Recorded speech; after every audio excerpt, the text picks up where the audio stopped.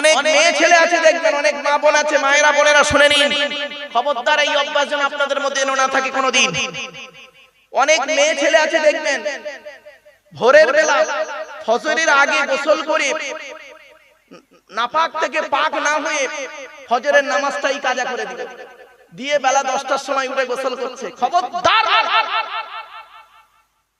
আল্লাহ রাসূল বলেছেন ওই বাড়িতে আল্লাহর রহমত নাযিল হয় না।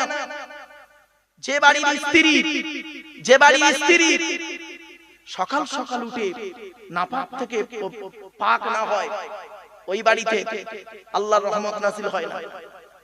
এই জন্য মা বোনদের বলে যাচ্ছি, মায়েরা আপনারা মনে করবেন আপনাদের উপরে নির্ভর করে স্বামীর রিজিক, স্ত্রীর উপরে নির্ভর করে স্বামীর রিজিক।